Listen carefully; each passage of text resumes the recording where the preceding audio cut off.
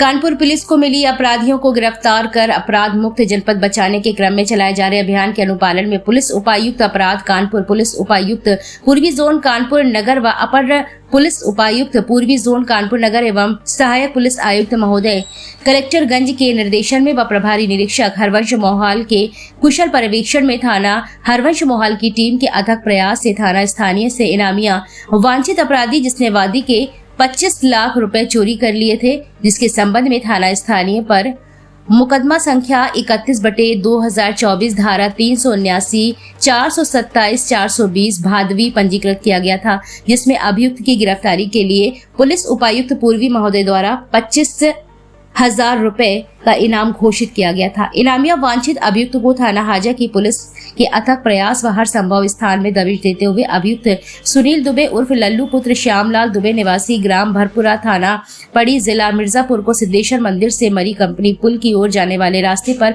मुखबिर की सूचना पर अभियुक्त को आज 7 जुलाई को समय सुबह 4:55 पर गिरफ्तार किया गया। अभियुक्त उपरोक्त के कब्जे से 1 अदद तमंचा, 315 बोर, 2 अदद जिंदा कारतूस, 315 बोर, 1 अदद एंड्रॉइड मोबाइल ओप्पो कंपनी लाल रंग काला और 6 अदद आधार कार्ड व 1 ड्राइविंग लाइसेंस व 1 निर्वाचन card, press ID, 4 ATM card तथा 5 अदद सिम व नगद 4,090 रुपए, 1 काले रंग की smart watch, 1 motorcycle hero Honda Splendor UP78 FC 2449 रंग काला बरामद हुआ है। इनामिया वांछित अभियुक्त सुनील दुबे उर्फ लल्लू पुत्र श्यामलाल दुबे निवासी ग्राम भरपुरा थाना पड़ी जिला मिर्जापुर को गिरफ्तार कर व बढ़ोतरी धारा 411 भादवी व धारा 3/25 आर्म्स एक्ट तथा धारा 317 2, 318 4, 338, 336 व 340 BNS थाना हरवंश मोहाल कानपुर नगर को माननीय न्यायालय भेजा जा रहा है।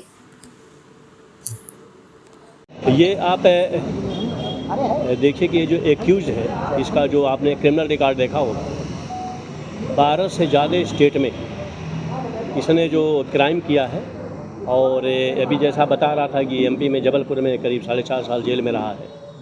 तो ये एक इंटर स्टेट और बहुत ही पेशेवर, बहुत ही शातिर ये क्रिमिनल है, विशेष करके साइबर का, ठगी का और लोगों को एक तरीके से अपने जाल में फंसा करके और उन पे विश्वास पैदा करके उनसे ठगी करने का। किस तरीके से जाल में फंसा? ये केस जो हम लोगों को मिला है, मैं आपको बताऊंगा। मई में 5 मई की डेट थी। एक आदमी आर्मी का Harbans railway station Kanpur central से उतरता है और ये उससे मिलता है और मिलते मिलते ये उससे परिचय बनाता है कि मैं भी आर्मी का, तू भी आर्मी का, और उसको विश्वास हो जाता है कि आदमी मेरा दोस्त हुआ। फिर उससे कहता है कि चलो होटल में चलते हैं, खाना पीना खाते हैं, तुम भी आर्मी को, हम भी आर्मी के। और फिर यहाँ पे हरबंस मोहाल होटल में आता है और ये लोग होटल में कमरा बुक कराते हैं।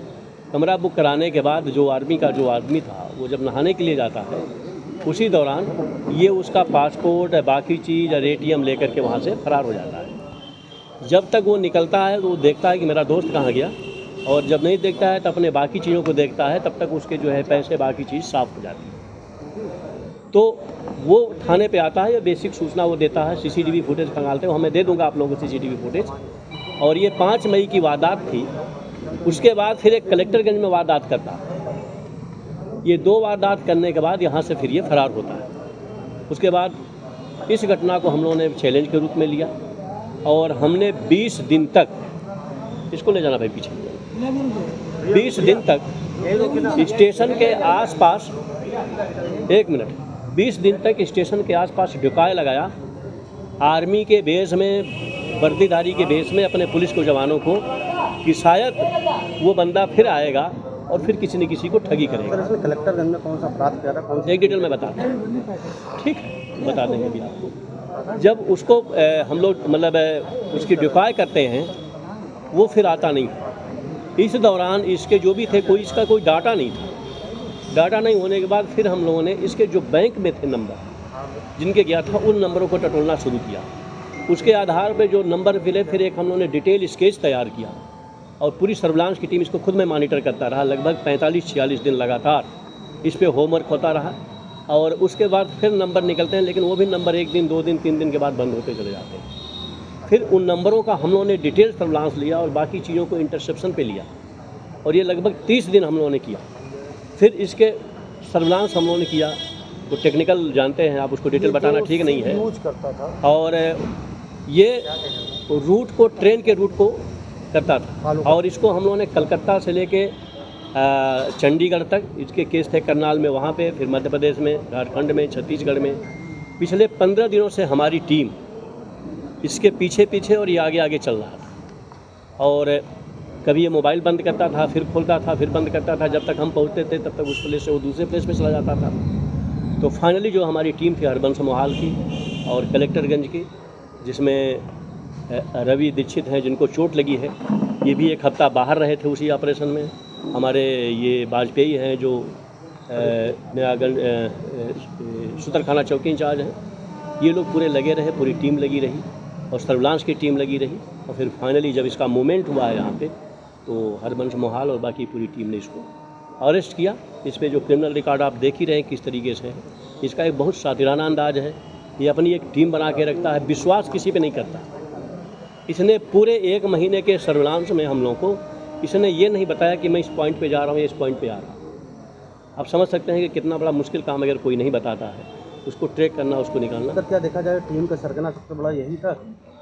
ये तो मेन है, मास्टरमाइंड है, लेकिन जिनके जिनके खातों में पैसा गया है, एक और बड़ी एक डिटेल इसकी इन्वेस्टिगेशन मैं कराऊंगा, इसको मॉनिटर मैं खुद करूंगा कि इसमें जितने लोग हैं, चाहे वो सिम प्रोवाइडर करने वाले हों, जाहिर सी बात है एक मोबाइल और एक सिम ये 2 दिन से ज़्यादा यूज़ नहीं करता है, उसको हटा देता है। अब आप समझ सकते हैं कि अगर 1 महीने में हुआ तो 15 मोबाइल 15 सिम उसने यूज़ की। तो इस तरीके का रिसोर्स है और हमेशा ये ठगी जैसे ही करता था। अभी जब हमारी टीम लगी हुई थी तो पटना के आसपास जब ये कलकत्ता से रिटर्न कर रहा था, उस समय किसी में ट्रेन में इतने ठगा और उसका पैसा तत्काल उसने खातों में डिस्पर्स कर दिया। तो ये हमारी पूरी टीम इसमें लगी हुई थी, हम लोग इसको ट्रैक कर रहे थे, फाइनली वेट कर रहे थे कि मूवमेंट इसका कहाँ होता है, और संजोग से इसका मूवमेंट इधर को हुआ और फिर हमारी टीम। हरबंस मोहाल को वो कौन सा होटल था जो आर्मी वाले के साथ इसने किया था? कौन सा था भाई? ये मैं आपको फ़ोटो दे देता हूँ, वीडियो मेरे पास है, बाकायदे